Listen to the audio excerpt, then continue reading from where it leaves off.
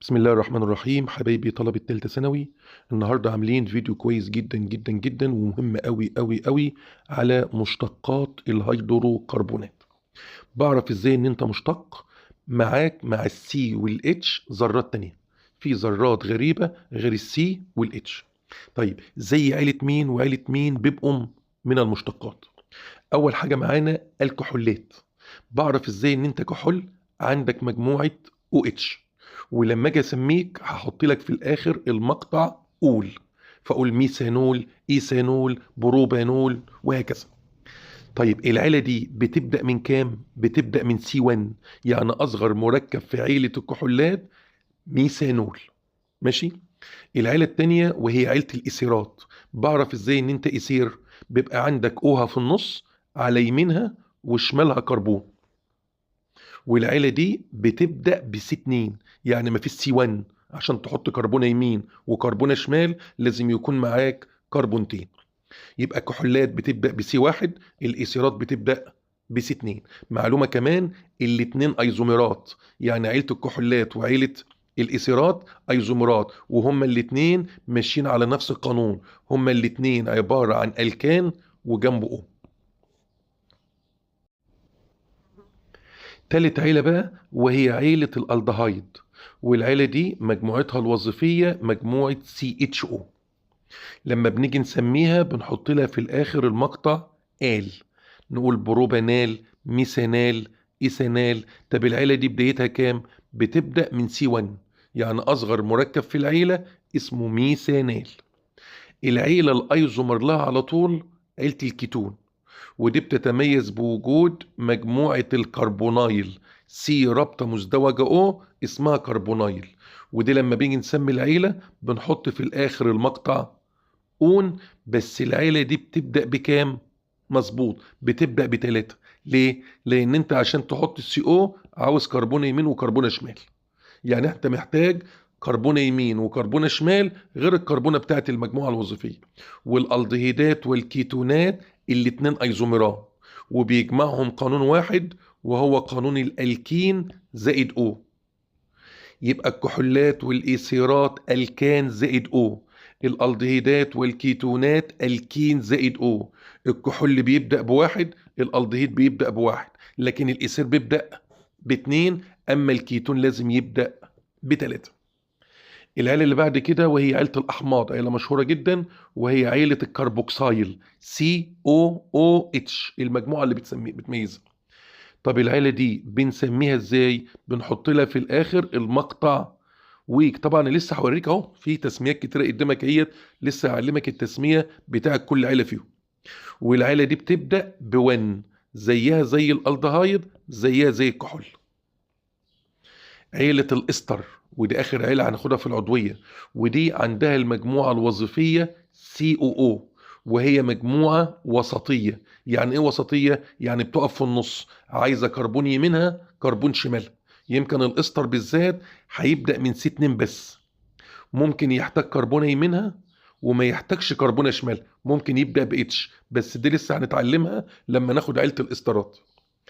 الإيثير مجموعة وسطية، الكيتون مجموعة وسطية، الإستر مجموعة وسطية، الألدهيد طرفي، الحمض طرفي، أما الكحول بيقف في أي مكان زي ما هو عاوز.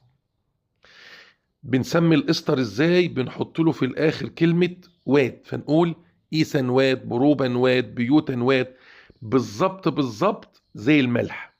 فالملح والإستر بيسموا نفس التسمية، نفس المجموعة، وبنحط في الآخر كلمة وات، فنقول بروبان وات، بيوتان وات. الأحماض والإسترات أيزوميرات، الألدهيدات والكيتونات أيزوميرات، الكحولات والإيثيرات أيزوميرات، وكل واحد منهم له قانون. دول الكان وأو، الكين وأو. الحمض والإستر بقى الكين وأوتين. وشغلنا كله بنقول ألفاتي لأن في الأروماتي هيحصل تغيير. في عيلة بعد كده مش هتقابلنا خالص إلا نادرا، وهي عيلة الأمين. عندها مجموعة الأمينو NH2، ومجموعة الأمين اللي بيميزها NH2 وبتبدأ بكربونة واحدة هتقابلنا عيلة الأميد. عيلة الأميد عبارة عن إيه بقى؟ عبارة عن كربونة ومعاها CO ومعاها NH2. بيسموا المجموعة دي مجموعة الأميد، CO ومعاها NH2. طب هي مجموعة بسيطة ولا مجموعة مركبة؟ زي ما انت شايف قدام هناك اهوت، هي مجموعة مركبة. طب المجموعة دي بتتكون من ايه؟ من مجموعة الكربونايل كيتون ومجموعة الاميد. بننهي بقى في الاخر بعيلة الفينولات. طب اعرف ازاي ان انت فينول؟ لازم حلقة البنزين تشبك مباشر في الOH. مباشر. لازم حلقة البنزين تشبك مباشر فين؟ في الOH. يعني ما يبقاش في فاصل ما بينهم هما الاتنين. اذا شفت الOH اعرف ان انت من الكحولات. شفت OH في النص اعرف ان انت من الايثيرات. شفت CHO يبقى انت الدهيد.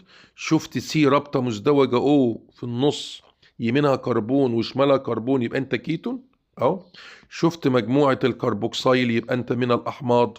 شفت COO في النص يبقى انت استر. شفت NH2 خلي بالك بقى، او NH او N. ماشي؟ يعني شفت NH2 او NH او N. لو شفت اي حد من دول تعرف ان العيلة دي امين. لو شفت بقى المجموعة المركبة دي وهي المجموعة C رابطة مزدوجة O ومعاها NH2 اعرف ان اسمها مجموعة الاميد. ولو شفت COONA اعرف ان ده ملح. لو شفت OH شبكة مباشر في حلقة البنزين اعرف ان ده فينول. ده استعراض للمجموعات الوظيفية. طيب النقطة المهمة بقى هي نقطة الايزومرات. مين ايزومر مع مين؟ احنا لسه متكلمين فيه. لسه قايلين ايه؟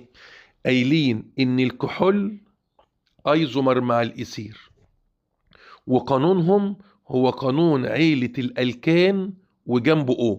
يعني ايه؟ يعني لما اقول لك C3H8O، C2H6O، C4H10O. طالما انت ماشي على قانون عيلة الالكان ومعاك اوها واحدة انت مباشر، تنفع كحول وتنفع ايثير. بس تخلي بالك بقى، الكحول بيبدأ ب1، الايثير ما يبدأش الا ب2. عشان لو جاب الكان واوها وكان الالكان ده ما عندوش الا كربونة واحدة هترسمه كحول بس، لكن مش هيترسم ايثير. مال امتى يترسم ايثير؟ لو كان معاه كربونتين. في عيلتين تانيين وهي عيلة الالدهيد وعيلة الكيتون، الاتنين ايزوميران واللي بيجمعهم قانون واحد وهو قانون الكين وO. يعني طول ما معاك الكين وجنبه اوها يبقى انت الدهيد وكيتون. يعني لما اقول لك C2H4O الدهيد وكيتون، ايوه، بس الالدهيد بيبدأ ب1، الكيتون بيبدأ ب3.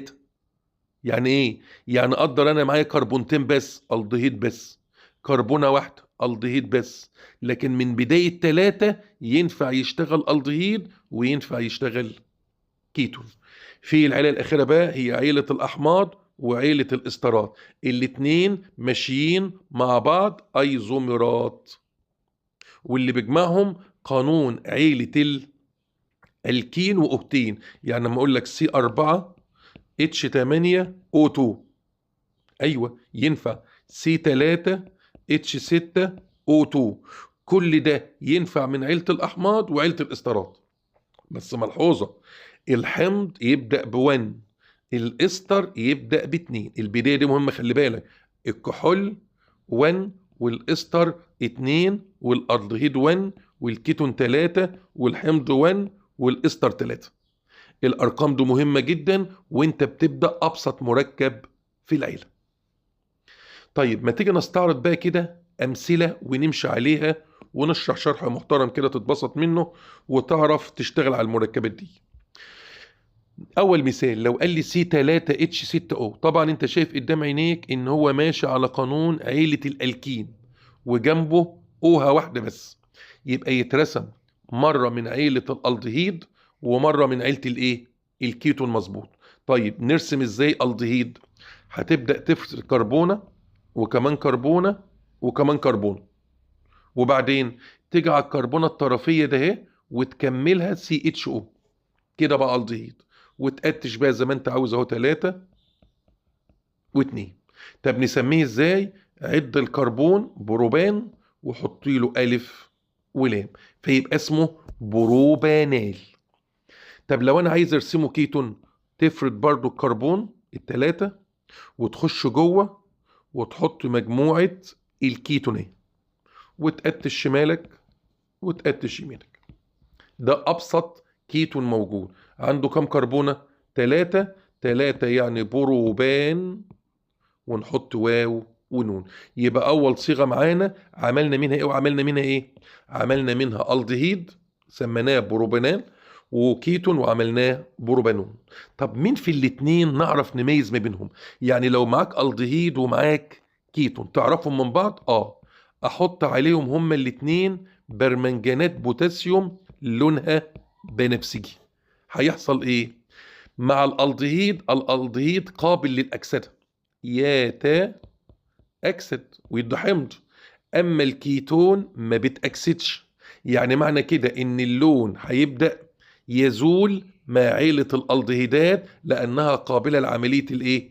الاكسده. لكن مع عيله الكيتونات العيله دي ما بتتاكسدش، وبالتالي هيفضل لون البرمنجانات زي ما هو. نجيب مثال تاني ونكبر الكربون شويه.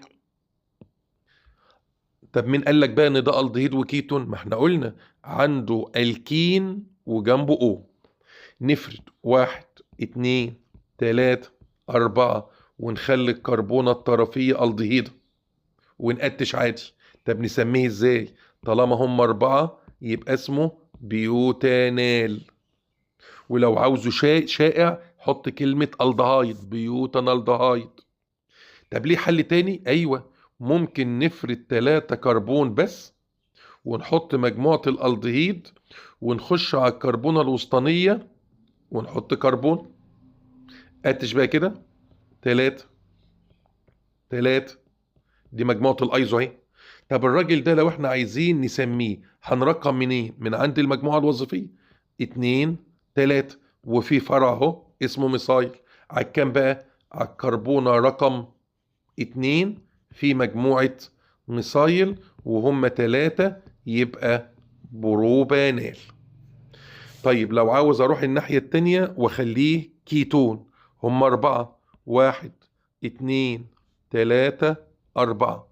عشان يبقى كيتون لازم تبقى مجموعة من جوه اهو كيتون، وتقتش عادي بقى 3 2 3. يترقم منين؟ هو يترقم من اقرب طرف للمجموعة يعني من اليمين.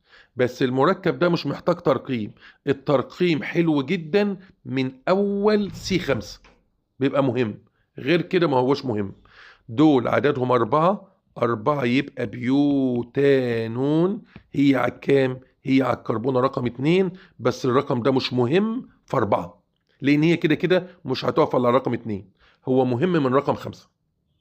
طب ينفع نميز بتجربة ما بين عيلة الالدهيد والكيتون؟ ما أنا لسه قايل حط عليهم برمنجانات البوتاسيوم اللي لونها بنفسجي. هنا سيزول اللون لأنه قابل للأكسدة، أما في الكيتونات لا يتأكسد. طب نجيب حتة صغنططة بقى، نجيب الدهيد وكيتون بس جايب بقى المرة دي ايه؟ C2. وانا قايل لك من شوية ان الكيتون C3، يبقى الراجل ده ماليش كيتون. ماليش ليه بس؟ مظبوط، ليه الدهيد. طيب تعال نسمي. هو عنده كربونتين اهم، الطرفية نخليها CHO، نقتش المركب يبقى CH3 CHO. طبعا المركب ده اسمه ايثانال، وسبق خدناه قبل كده وكنا بنسميه الاسيتال دهايد. مظبوط. ننقل بقى على ايزومرات تانية، وهي ايزومرات عيلة الكحولات وعيلة الاسيرات. القانون اللي بيجمعهم لازم يبقى عيلة الالكان وجنبه او. الكان وجنبه او يبقى المركب ده ينفع كحول ينفع اسير، بس تخلي بالك الكحول بيبدأ ب1، الاسير ما يبدأش الا ب2. طب هو جايب C2 يبقى انا هفرد الكربونتين واحط ال OH على كربونة منهم واتش المركب عادي اهو. بنعد الكربون إيثان ونرجع نحط في الآخر واو ولام، فنسمي المركب ده إيثانول اللي احنا كنا مسمينه قبل كده الكحول الإيثيلي. مظبوط. طيب لو رحنا للإيثير، انت بتحط اوها في النص وكربونة شمال وكربونة يمين اهو وتقتش عادي. طب يسمى ازاي؟ بتنطق في الأول كلمة إيثير اسم العيلة، وتشوف المجموعة اللي على الشمال اسمها ايه واللي على اليمين اسمها ايه. ديميثايل وديميثايل يبقى اسمه ايثير ثنائي الميثايل. خلي بالك بقى، الايثير ده بيسموه ايثير بسيط، ايثير متماثل. يعني ايه كلمة بسيط او كلمة متماثل؟ المجموعتين شبه بعض، يمين وشمال زي بعض بالظبط. طب نعرف نميز بينهم بتجربة؟ طبعا. احنا قلنا قبل كده في اول العضوية ان انت تجيب قطعة من الصوديوم يتفاعل مع الكحول ويتصاعد الهيدروجين الذي يشتعل بفرقع، ولكنه لا يتفاعل ابدا مع عيلة الإيثيرات. يبقى لو عاوز تميز ما بين كحول وإيثير حط عليهم قطعة صوديوم. نكبر المثال شوية، برضو معانا الكان اهو وأو، يعني كحول وإيثير. طب هما كم كربون؟ 3، ونحط ال OH على الطرف او نخليهم 3 وندخل ال OH جوه ونبدأ نقتش المركب عشان هشرح عليه جملة مفيدة اهو. 3 3. احنا كنا خدنا قبل كده يعني ايه كحول اولي ويعني ايه كحول ثانوي. قلنا فيها ايه؟ قلنا ان الكحول الاولي لازم ذرة الكربينول وهي ذرة الكربون المتصلة مباشرة بمين؟ بالاو اتش، لازم يكون معاها اتشيتين. طالما معاها اتشيتين يبقى هذا الكحول كحول ايه؟ اولي. مظبوط. اما لو ذرة الكربينول اهي ما معاش الا اتشاية واحدة، يبقى الكحول ده من غير ما تفكر هو كحول ثانوي. مظبوط. طيب يبقى اللي فوق اولي واللي تحت ثانوي. تعال بقى نسميهم حسب نظام الايوبان. بنرقم منين؟ من اقرب طرف للاو اتش. يبقى دي الكربونه الاولى، دي الثانيه، دي الثالثه. عددهم 3 يبقى بروبانول. تبع كام؟ واقفه على الاولى، يبقى الكحول ده اسمه 1 بروبانول. طب هنا هنرقم من اي جنب لان هي واقفه فين؟ في النص. 3 يبقى بروبانول. طب هي واقفه على كام؟ واقفه على الكربونه رقم 2. بس افتكر ان 1 بروبانول ده كحول مظبوط اولي، 2 بروبانول ده كحول بس كحول ايه؟ ثانوي. كنت قلت لك قبل كده لما تسمع كلمه واحد في الكحولات اعرف انه اولي. لو سمعت رقم غير الواحد 2 3 4 المهم ما هوش واحد بيبقى ثانوي. طب ما تقول لي بالمرة ازاي اسميه بنظام الشائع؟ اول حاجة بتقول كلمة كحول اسم العيلة، تعد الكربون بروب، تنزل بكلمة ايلي فيبقى اسمه كحول بروبيلي وتزود نوعه فتقول كحول بروبيلي اولي، كحول بروبيلي ايه؟ اولي. مظبوط. طيب لو عاوز اسمي الاخ التاني هنقول برضو كلمة كحول، عنده كام كربون؟ 3، فنقول نفس الكلمة برو بيلي بس نقول كلمة ايه؟ ثانوي. يعني لازم نحدد اسم العيلة اذا كان الراجل ده اولي ولا كان ثانوي. ممكن نزود حاجة؟ طبعا. الراجل ده هو بالذات من النوع ايزو اهي، مجموعة الايزو قدام عينك اهي CH3 CH3. واحنا قلنا قبل كده اذا ظهرت المجموعة CH3 CH3 اعرف ان الراجل ده بياخد لقب اسمه لقب ايزو. ودي اول مرة يقابلنا كحول ايزو بس ثانوي. كل الكحولات اللي خدت لقب الايزو هي كحولات اولية ما عدا C3. طب لو احنا عايزين نرسمه بقى ايثير، تقوم حاطط اوها في النص اهو.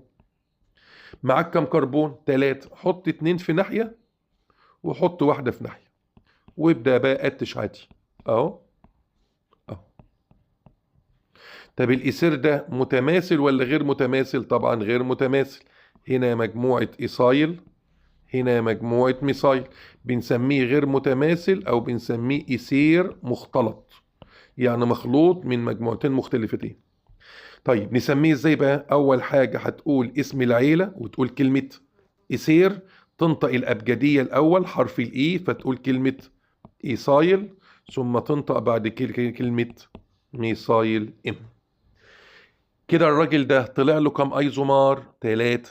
هما فين التلاتة دول؟ 2 كحولات وواحد من عيلة الايثيرات. المثال اللي بعد كده C4H10O، برضو الكانو او يبقى كحول وايثير. نشوف بقى هنرسمه ازاي. خدها قاعدة عامة، طالما كحول وعنده 4 كربون لازم هيطلع لك منهم كحول اولي، كحول ثانوي، كحول ثالثي، وكحول ايزو. طالما 4. لو هم كربونة واحدة بس بيطلع اولي، كربونتين بيطلع اولي برضه، 3 اولي وثانوي، والثانوي هيبقى من النوع ايزو، 4 اولي وثانوي وثالثي وايزو. تعال كده نشوف هنعرف نرسمهم ازاي ونظبطهم ان شاء الله. اولي هتفرد الكربون وتحط الاو اتش طرفيه. ثانوي هتفرد الكربون وتدخل الاو اتش جوه. على الاولى بيبقى اولي، جوه بيبقى ثانوي. طب ثالثي هنفرد 3 بس وتدخل الاو اتش جوه عشان ما يبقاش اولي، وتقوم حاطط الكربونه الرابعه فوق نفسها كده فيبقى ايه؟ ثالثي. طب لو عايز ارسمه ايزو هتفرد 3 بس، خلي بالك، وتحط الاو اتش كانك بترسم كحول اولي لان الايزو اولي، وتلف من الناحيه التانيه بقى. يعني من الناحيه التانيه يعني تسيب الجنب ده وتلف تلف تلف تلف تلف وتيجي على الكربونه رقم 2 من الجنب التاني ده، واعمل فيها بقى، وتبدا تحط عليها الكربونه الاخيره. لو قتشت بقى هتتلاقي دي 3، دي 1، دي 3، فكده هتتلاقى ظهر لك مجموعه الايزو CH3CH. يبقى لو اتحطت على الكربونة الأولى أولي، دخلت جوه ثانوي، دخلت جوه وفوقها كربونة يبقى ثالثي، اتحطت على الأولى ورحنا من الناحية التانية على الكربونة رقم 2 حطينا مجموعة ميثايل، كده خد لقب الإيه؟ الأيزو. طيب لو عايزين نسميهم بنرقم من أقرب طرف للأو اتش، يعني من هنا هي على الكربونة الأولى عددهم 4 بيوتانول، يبقى 1 بيوتانول. هنا 1، معلش، 1 2 3 4. المرة دي هي على الكام؟ على التانية، يبقى 2 بيوتانول. اللي بعدها بنختار أطول سلسلة أهي، فيها كام كربون؟ 3.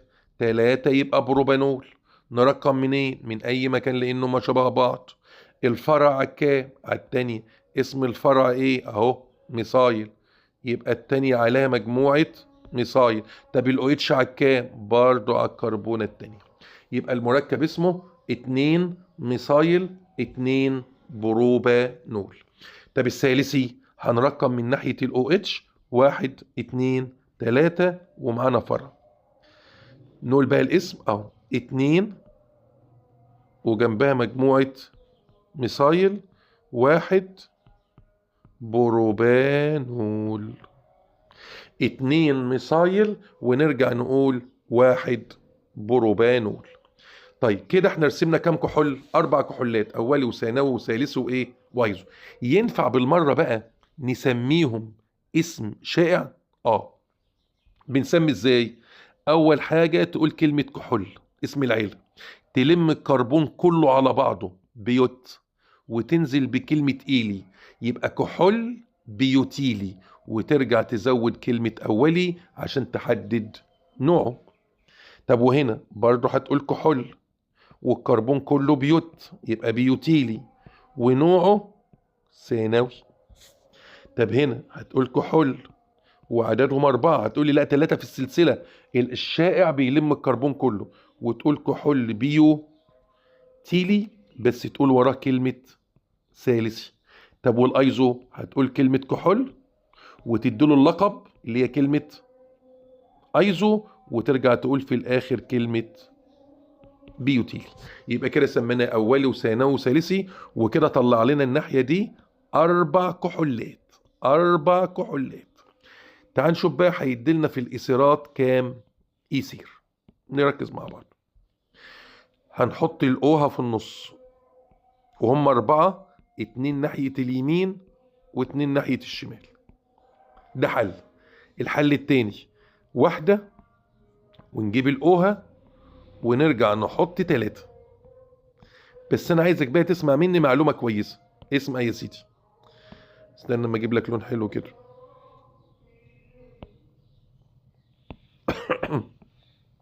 ركز بقى في دي. شايف المجموعة دي؟ دول ايه؟ دول 3 ذرات كربون. ال3 ذرات كربون دول لو اتحطوا جنب بعض بنسميهم بروبايل.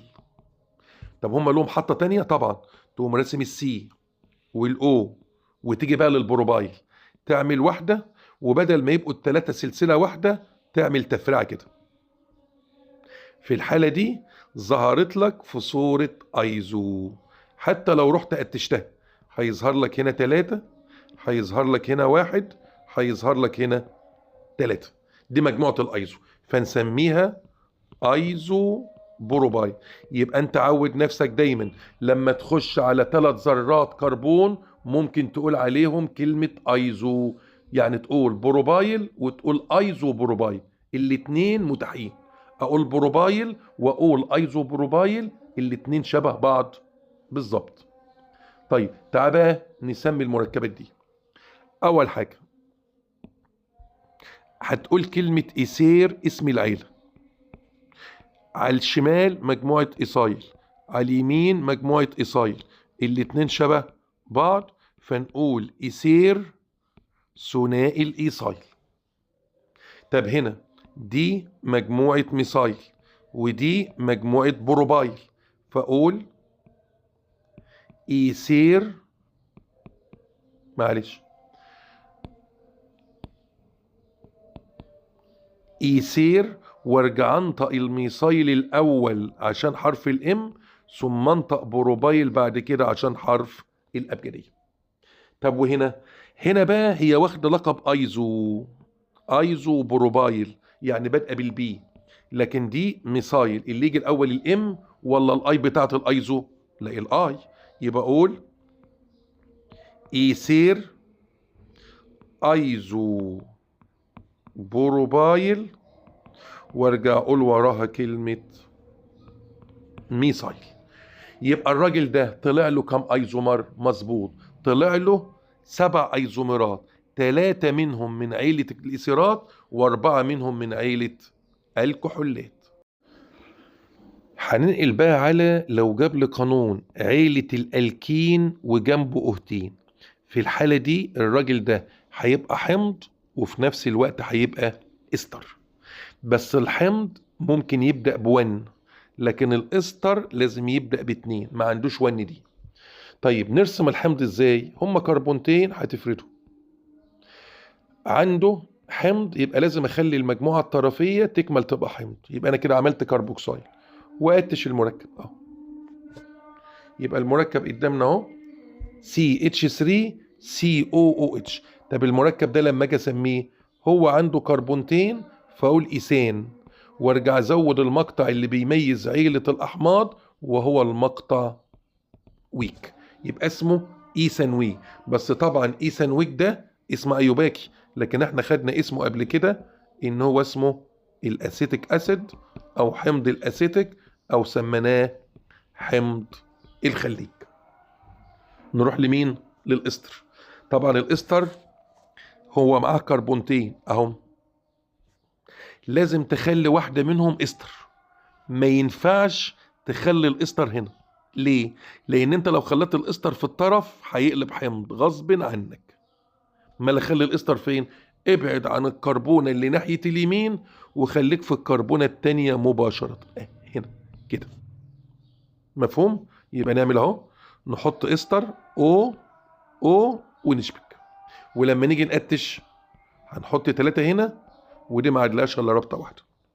ليه ما عدلهاش الا رابطه واحده؟ اوريها لك بالشكل التاني اهو. مش احنا قلنا كربونتين ثانيه؟ مش احنا قلنا كربونتين؟ هنحط للكربون دي مجموعه الاستر بتتحط كده COO، دي الاستر، وارجع اقتش المركب. دي هتاخد لها 3 ودي تاخد لها 1. ده الشكل اهو. طب السؤال بقى، هو انا بسمي الاستر ازاي؟ سهله خالص. هتروح للمجموعه الوظيفيه اللي هي COO وتفصل ما بين الاوهتين. اروح للمجموعه الوظيفيه وافصل ما بين الاو والاو، والاوها اللي واقفه لوحدها تبقى دي الكحول، والاوها اللي واقفه الناحيه التانيه تبقى دي الحمض. يبقى انا هفصل ما بين الاو والاو، واللي واقفه لوحدها كحول واللي واقفه مع السي تبقى حمض. وبعدين نعملها لك بقى حي اهو، هنفصل اهو. الناحيه اللي فيها الحمض اللي هي دي تعد كربون، ما فيهاش الا كربونه واحده، تقول ميثان وتزود كلمه وات اسم العيله، يبقى كربونه واحده اقول ميثان وارجع اختم بعد كده بكلمه وات، يبقى ميثانوات. طب دي مجموعه الناحيه الثانيه ميثايل، يبقى المركب اسمه ميثانوات الميثايل. طيب سؤال، ينفع افرق ما بين الحمض وبين الاستر؟ طبعا. مثلا لو انت حطيت عباد شمس هنا هيدي لون احمر، الاستارات متعادله ما بتاثرش. لكن انت لما تاخد نهايه العضويه بقى، في كشف حلو جدا لعيله الاحماض اسمه كشف الحامضيه. ايه الكشف ده؟ ان انت تحط على كل واحد منهم محلول بيكربونات الصوديوم. اول ما يتحط على عيله الاحماض هيقوم يعمل لك فوران ويطلع لك ثاني اكسيد كربون يعكر ماء الجير. ولكن لما بتحط على الاستر هو مش حمض اصلا، فمش هيدي الكشف ده. يبقى كشف الحامضيه كشف مهم جدا لعيله الاحماض. نحط كربونات او بي كربونات يحصل فوران يطلع ثاني اكسيد كربون يعكر ماء الجير، او نحط صبغه عباد شمس هيدي لون احمر مع عيله الاحماض لكن ما بيديش مع عيله الاسترات. طب نكبر المثال شويه، نكبر وماله. C3 نرسم حمض ازاي؟ 1 2 3 ونخلي الطرفيه حمض. ليه فروع؟ يعني الحمض ده ممكن نجيب منه رسمه تانية؟ لا، هو ده بس. يبقى نقتش بقى. عنده كام كربونه؟ 3. 3 يبقى بروبان، وارجع انهي بكلمه ويك، يبقى اسمه بروبان ويك. طب لو انا عايز اخليه في صورة استر اعمل ايه؟ تقوم تفرد ال3 كربون عادي اهو. هنا بقى من حقك تعمل استر مرتين. هنا لا، الطرفية لا، الطرفية من اليمين لكن الطرفية من الشمال ده عادي. وبعدين تبدأ تحط الاستر يا هنا كده اهو، كده استر اهو، او هنا، الاتنين عادي اهو. يبقى انا عندي كام حل؟ 2. تعال نطبقهم يلا. نخلي الاستر هنا اهو اهو كده استر اهو. قتش ما معاش الا اتشايه واحده، ده معاه 2 ده معاه 3. الحل التاني ان انت برضو تفرد ال3 كربون بس تخلي الاستر في المجموعه الوسطيه هنا اهو. قتش 3 جميل 3 جميل. وريني بقى كده مجموعه الاستر فين اهي. فين اهي. هنفصل فين بقى؟ انا قلت لك افصل ما بين الاهتين دايما في التسميه، لازم تفصل ما بين الاهتين اللي موجودين. طيب وبعدين الناحيه اللي فيها الحمض فصلنا، الناحيه اللي فيها الحمض فين بقى؟ اللي بيبقى فيها السي مع الاو ده الحمض، عد كربون واحدة يبقى ميثانوات. طب والناحية التانية في كربونتين اهم، فتقول مجموعة ايثايل، يبقى اسمه ميثانوات الايثايل. مظبوط. طيب تحت بقى الحمضة اللي فيه سي، كم كربونة؟ 2، يبقى ايثانوات لانهم كربونتين. طب والمجموعة دي اسمها ايه؟ ميثايل، يبقى اسمه ايثانوات ميثايل. الراجل ده طلع له كم ايزومر؟ طلع له 3 ايزومرات، واحد من عيلة الاحماض واتنين من عيلة الاسترات. تعرف تميز ما بينهم؟ قلنا من شوية يا عباد شمس يتعمل له كشف اسمه كشف الايه؟ الحامضية. نكبر شوية، كل ما تكبر هيبقى افضل، هيبان الفكرة شوية. 4، أدا 1 2 3 4، ونخلي الطرفية حمض اهو. هنا بقى عندك اوبشن تاني، 1 2 3، وتخلي الطرفية حمض، وتقدر تفرع في المنطقة دي، يبقى كده الحمض ظهر له حمض كمان. طيب لما نيجي نسمي ازاي؟ بترقم من عند مجموعة الكربوكسيل اهو. كم كربونة دول؟ 4. 4 يبقى بيوتان، وتنهي بكلمة ويك. مظبوط. طيب الحل التاني، ده 1 2 3 وفي فرعه. الفرع ده على الكام؟ على التاني. اسم الفرع ده ايه؟ مجموعة ميثايل. طب هم عددهم كام؟ 3، يبقى بروبان ويك. يبقى الصيغة دي طلع لها كم حمض؟ طلع لها حمضين. طب لو عايزين نرسم استر، تعال بقى نظبط واحدة واحدة.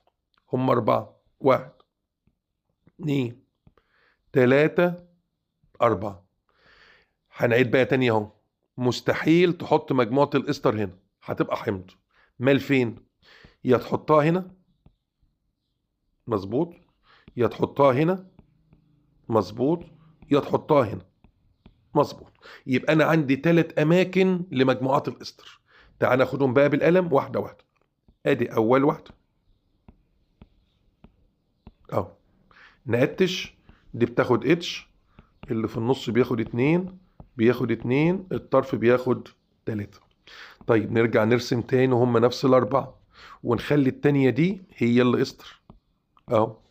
اتش 3 2 3. الحل اللي بعد كده نخليهم نفس الأربعة، ونخلي الاستر كده. اتش 3 2 3. ركز بقى في اللي جاي. شايف المجموعة دي؟ ما بتفكركش بحاجة؟ دي مجموعة البروبايل. طب ما انا لسه قايل لك من شوية لما تقابلك مجموعة البروبايل ممكن تقلبها ايزو. يعني هنا اسمها بروبايل، ممكن ترسمها ايزو. ازاي بقى؟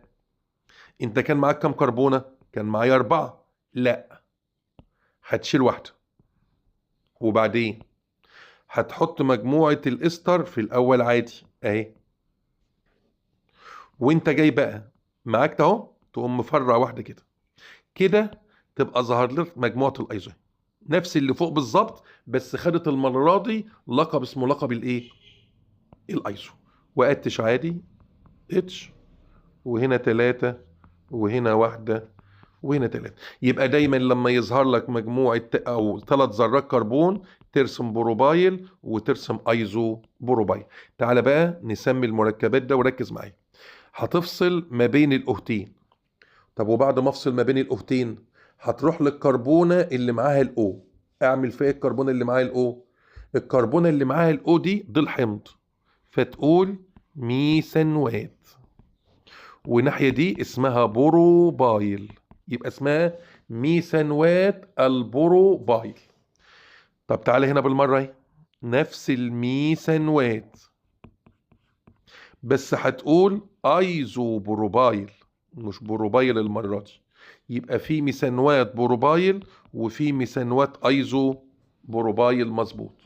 طيب لو احنا رحنا للي فوق اهي، فانا الحمض اهو في كم كربون؟ 2، يبقى نقول عليه ايثانوات.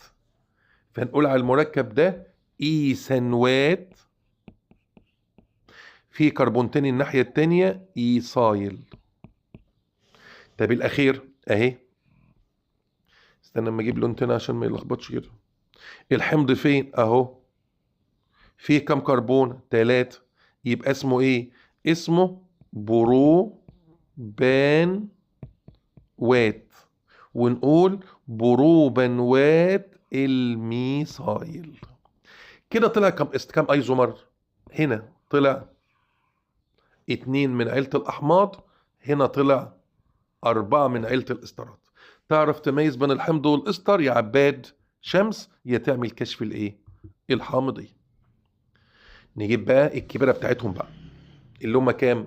C5، بس ركز معايا عشان فيها شغل كتير. بسم الله. الحمض هتفرض الخمسة أهو، تحط مجموعة الحمض، أدا حل.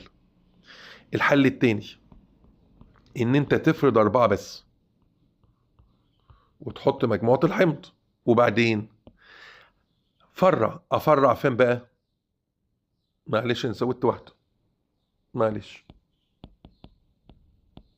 إحنا هنفرض 4 بس عشان نعمل فرع، ونحط مجموعة مين؟ الحمض. نفرع فين؟ قدامك فرصتين للتفريع، طالما دي الكربونة الأولى، دي الأولى ودي التانية ودي التالتة ودي، يبقى أنا عنده فرصة إن أنا أفرع على التانية، وأقوم راسم نفس الحمض تاني أهو، بس أفرع على التالتة. ما هنا بقى الأيزومات هتكتر. طب ما في حل تاني، طب ما أنا أخليهم 3 بس وأفرع واحدة لفوق وأفرع واحدة لتحت، والله برضو صح. يبقى أنت عندك كده شكلين. طب ولما أجي أسمي، سهلة في التسمية، 5 كربون يعني بنتان، وبعد كده نحط كلمة ويك. هنا في فرع واحد على الكربونة رقم 2، فأقول 2 ميثايل، وارجع أقول بيو تان ويك. طب هنا في فرع واحد، 1 2 3 4، بس المرة دي على الكربونة رقم 3، فأقول 3 ميثايل بيوتان، مظبوط، ويك. هنا بقى ادي السلسله بتاعتنا عشان ما تلخبطش، دي السلسله الكربونيه. في فروع ظهرت، ايوه، في فرع مصيل تحت اهو وفرع مصيل فوق. على الكربونه رقم كام؟ على التانية، يبقى على التانية والتانية ثنائي مصايل، وارجع اقول بروبان ويك، مظبوط. طيب فيش حلول تانية؟ يعني مثلا ايه الحل التاني اللي ممكن نعمله؟ يعني هم مثلا 4 اهو، هنا مفيش، هنا مش هتبقى فرع، هنا او هنا عملناه. طب نخلوهم 3 في مكان، هنا مفيش، هنا مفيش، هنا عملنا واحدة فوق وواحدة تحت، يبقى خلاص. يبقى الراجل ده ظهر عنده 4 أحماض. تعال بقى نروح لمين؟ للإستارات، وركز لأن هنا الدنيا كتيرة شوية. بسم الله. هما كام كربونة؟ 5، 1 2 3 4 5. ركز بقى في اللي أنا هقوله. هنا مستحيل، يبقى دي مرة، مرتين، 3 مرات، 4 مرات. ادي 4 ايزومرات، بسم الله ما شاء الله كده من الاول. ولسه ده انت لو حطيتها هنا، ركز بقى معايا، كده معاك لسه 4 كربون بره، وال4 كربون دول يا بيوتايل يا ايزو بيوتايل. ايوه، من بداية 3 الايزو بتيجي. امسح دي، قدر حطيتها هنا استر اهو، يبقى لسه معاك 3 كربون، وال3 كربون دول يا بروبايل يا ايزو بروبايل. يعني مش هيطلعوا 4 استارات، هيطلعوا 6 استارات. ليه بقى؟ خدني واحده واحده اهو. احط الاستر هنا كده، خلي بالك بقى، كده ظهر لك كم كربونه؟ القايل 4.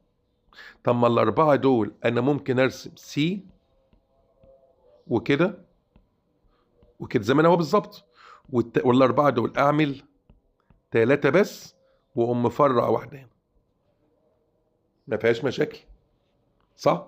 وكده ظهرت مجموعه الايزو اللي احنا اتفقنا عليه اهي. واكمل بقى التقتيش اهو، واتش فوق برضو عشان يكمل. طب نسمي ده ايه ونسمي ده ايه؟ نجيب لون احمر، نسمي ده قضى الحمض على الشمال يبقى ميثان وات، والناحية التانية 4 تبقى بيوتايل. طب ما دي برضو ميثان وات، بس ده ايزو بيوتايل، يعني 4 كربون بس مرسومين بطريقة الايزو. مظبوط. لقيت واحد بقى بيقول لي طب ما انا عندي حل تاني غير اللي انت عملته ده. قلت له قول. ان احنا نقول 1 2 3، خلي بالك بقى، ونحط مجموعة الايه الاستر في الاول، وبعدين ونفرد 2 كربون بس، والكربونتين اللي لسه نعملهم كده. والله صح. يبقى كده ال4 كربون لهم 3 فردات. الفردة الاولى بيوتايل، الفردة التانية طريقة الايزو اهي، الفردة الاخيرة اسمها طريقة النيو، بس مش عندك كلمة نيو لكن عندك تفردة كده. طيب قتش لي كده، قتشت. هتسمي ازاي اهو، وهقول كلمة ميثان وات، صح؟ بس يا ترى بقى هتيجي تسمي دول ازاي؟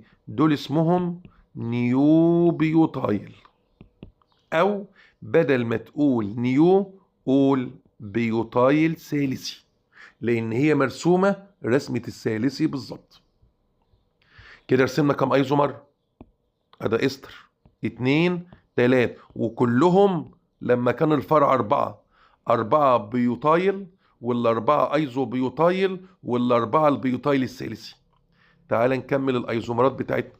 نعمل بقى ننقل مكان المجموعة ازاي؟ 1 2 3 4 5، نخليها هنا اهي، وتبقى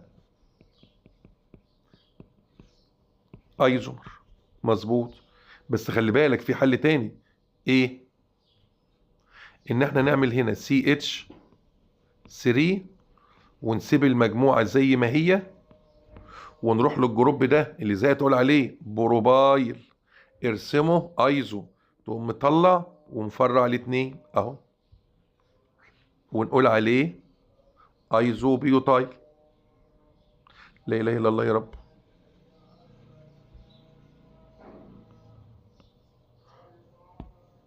اهو. طب وده نسميه ازاي؟